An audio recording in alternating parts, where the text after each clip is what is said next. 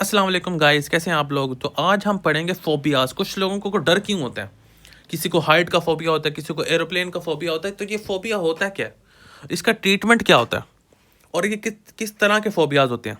तो होता ये है कि अगर किसी बंदे को किसी खास ऑब्जेक्ट से, चीज़ से उसे डर लग रहा हो और वो 6 महीने से ज़्यादा हो गया, उसकी एनजाइटी, उसका डर बढ़ता जा रहा है कि ये चीज़ या तो अभी मौजूद है तब डर रहा है वो, या फिर उसे लग रहा है कि ये अगर हो जाएगी, जैसे मैं अगर एफल टावर पे चढ़ूंगा तो मुझे कुछ अजीब सा पैनिक डिसऑर्डर आने लग जाएगा, मैं दिल कांपने लग जाएगा, मुझे सांस नहीं आएगा, ये वो।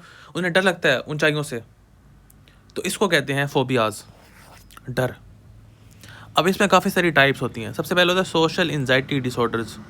लोगों से मिलने में जो है ना एंजाइटी होती है, उन्हें परेशानी होती है, उन्हें लगता है कि वो अपने आप को एम्बेरस कर लेंगे।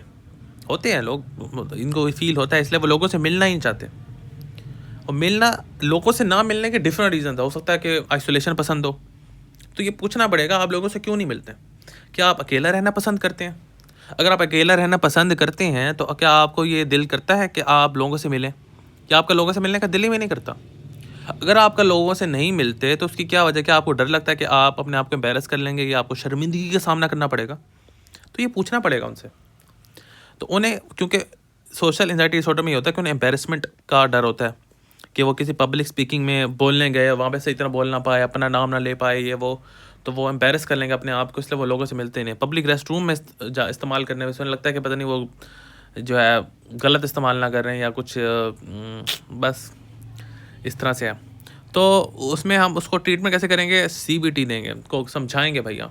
एसएसआरआई, एसएनआरआईज, अभी हमने बताया कि अक्सर बीमारियों का इलाज जो एसएसआरआईज और एसएनआरआईज ही हैं फर्स्ट लाइन में। जैसे कोई पैनिक हो गया, फोबिया हो गया, गैड हो गया, या फिर हमारे पास ऑब्सेसिव कंपल्सिव डिसऑर्डर हो गया। बाद लोगों को परफॉर्मेंस टाइप भी होती है कि उन्हें ऐसे परफॉर्मेंस में मसला होता है, ऐसे पब्लिक स्पीकिंग करने जा रहे हैं तो उस तरह एंजाइटी होगी, यार पता नहीं सही तरह बोल पाऊंगा नहीं बोल पाऊंगा, तो वो बीटा ब्लॉकर देते हैं, उनका दिल की धड़कन थोड़ी सी कम हो जाएगी, जिसकी वजह से ये चीज़ें नहीं आएंगी, सिम्टम्स नहीं आएंगे। या बेंजोडाइज़ेपिन देते हैं तो वो भी चीज़ों को ठीक कर देगी, उससे नींद भी आएगी, बेंजोडाइज़ेपिन से थोड़ा सा सिडेशन होगी तो वो काम डाउन हो जाएंगे उस सिचुएशन में। ठीक है। दूसरा उसके लगता है एगोरा, एगोराफोबिया।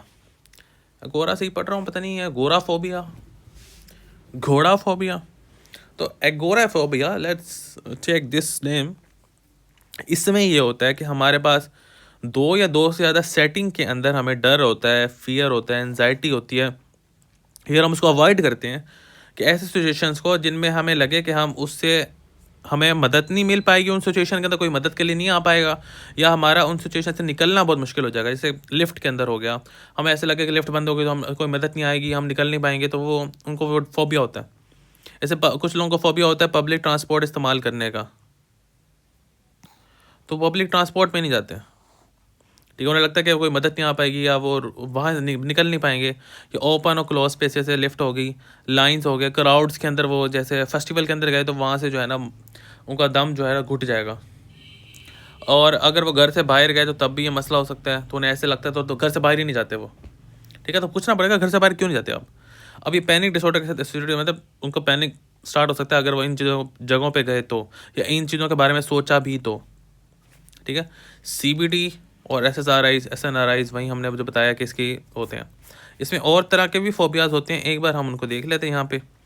ठीक है, फोबिया वहीं होता है कि हमारे पास 6 महीने से ज़्यादा एंजाइटी होती है किसी भी चीज़ से, या तो वो चीज़ प्रेजेंट है या फिर एंटिसिपेशन, हमें लगता है कि वो अगर हो जाएगी तो फिर हम, जैसे हमारे पास होता है एरोफोबिया, एरोप्लेन का डर होता है। एक्रोफोबिया हमारे पास हाइट्स का डर होता है। एगोराफोबिया होता है स्पेसिफिक पब्लिक स्पेसेस का होता है, क्रॉस स्पेसेस, पब्लिक ट्रांसपोर्ट, ये वो चीज़ों का।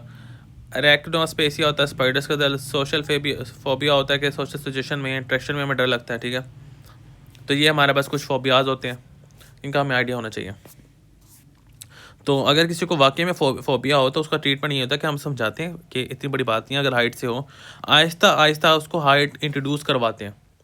छोटी हाइट, फिर बड़ी हाइट, फिर बड़ी हाइट, फिर बड़ी हाइट, इसका कुछ भी नहीं होगा, आपके कुछ भी मसला नहीं होगा, आप इसको नीचे ना देखें, अच्छा सोचें, पॉजिटिव सोचें। तो इस तरह समझाते हैं तो फिर वो समझ जाते हैं। फिर इसका ट्रीटमेंट होता है।